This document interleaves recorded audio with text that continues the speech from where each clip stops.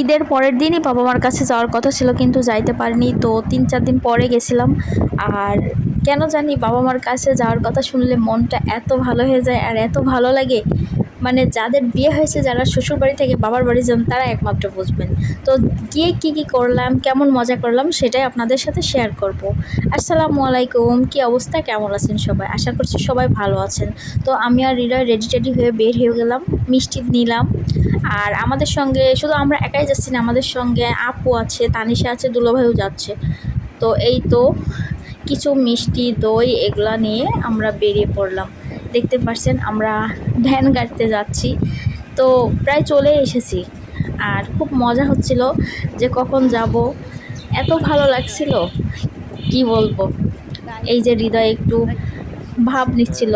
তো এই তো স্মরণের সাথে প্রথমেই দেখো দেখছি খুব খেলা করছে। আর আমি যখন গেছি তখন প্রচুর গরম ছিল, জানেন কোরবানি ঈদের পরে এত পরিমাণে গরম ছিল। তো প্রথমে গেটে গিয়েই মাকে ডাক দিই। আর দেখছি আপু কিছু জাম নিয়ে আসছিলো, জামটা আমার খুবই পছন্দ। তো তখনই জামটা ভর্তা করে মাখিয়ে খেয়ে ফেলি। তারপরের দিন সকালে স্মরণ এই তো প্যান্ট খুঁজে পাচ্ছে না বলে লুঙ্গি পরার ট্রাই করছে। আর তাকে আমি বলছি যে তুমি এখন কি খেয়েছো? সে বলছে পান্তা ভাত। তো কেন? ঈদের পরের থেকেই শুধু গরু মাংস, তাই আর ভালো লাগছে না, এই জন্য পান্তা ভাত খাইছি, সেটাই বলল সে। আর আমার বাপ মানে আমার আব্বা, সে বলছিল যে আম প্রায় পেকে গিয়েছে, পোকা হয়ে যাবে, তো সব আম পেড়ে ফেলতে।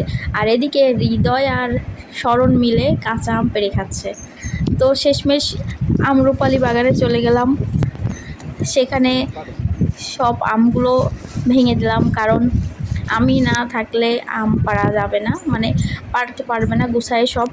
এই জন্য আমি, হৃদয়, দুলাভাই ছিল, স্মরণ ছিল, মিলে আমগুলো সব পেড়ে ফেললাম। আর আমাদের এই গাছের আমগুলো যে এত সুন্দর, আমি সচরাচর এরকম আম দেখি না, এত মিষ্টি আর এত সুন্দর। এইবার কিন্তু বৃষ্টির কারণে অনেক জায়গায় আম বড় হয়নি, কিন্তু আমাদের গাছের আমগুলো অনেক বড় বড় হয়েছিল আর অনেক ভালোও হয়েছিল। মাত্র 2টা গাছে আম হয়েছে, বেশি গাছে কিন্তু আম হয় নাই, মাত্র 2টা গাছে আম হয়েছে। ফোনে এরকম দেখা যাচ্ছে, কিন্তু সাইজটা অনেক বড় বড় ছিল। আর এই তো স্মরণ বুড়ো আম খাওয়া শুরু করে দিল। আর এদিকে গাছে একটা পাকা আম, একদম খুবই ফ্লেভারও বের হচ্ছিল। তো আমি একটা কামড় বসিয়ে দেখলাম যে কেমন। মাশাল্লাহ, আমটা খুবই মজার ছিল, একদমই গাছ পাকা, না খাইলে বোঝা যাবে না। আর আমের কালারটা মাশাল্লাহ কি সুন্দর। এরপরে আকাশে বেশ মেঘও হয়েছিল আর ঝুম বৃষ্টিতে আমরা একটু ভিজে নিলাম। তারপর স্মরণ, আপু, হৃদয় সবাই চলে গেল। তো আমি কয়েকদিন ছিলাম। আর এর মধ্যে মা দেখছি সাদা করে পায়েস আর কাঁঠাল, পাকা কাঁঠাল, এটা কিন্তু খাইতে বেশ মজা। আর পরের দিন আমার জন্য একটু কাঁঠাল রান্না করলো, এটাও অনেক মজা লাগে খাইতে। জানি না কোথায় কেমন খায়, তবে আমাদের এই জেলাতে বেশ মজাই লাগে। এটা এইভাবে খায়, রান্না করে লেবু আর কাঁচা মরিচের একটা ভর্তা মাখিয়ে এটা খায়। আর এটা খাইতে বেশ মজা। তারপরেই দেখি মা এই তো ভুঁড়ি ভাজি করলো। আর এর মধ্যে যে এত পরিমাণ গরম ছিল, কারেন্টও থাকছিল না, মানে কারেন্ট খুব জ্বালাইতেছিল। আর আকাশে মেঘ হচ্ছিল, কিন্তু কোনো রকমের কোনো বৃষ্টি দেখাই যাচ্ছিল না। পরের দিন সকাল সকালে দেখি মা ফুলকো ফুলকো পরোটা, লুচি না, এটা ফুলকো পরোটা। আর এত সুন্দর করে ফুলে, মা যেন কি সুন্দর করে পরোটা বানায়। মায়ের সব জিনিসই এত ভালো, কি করে বোঝাবো, মানে প্রত্যেকটা জিনিসই।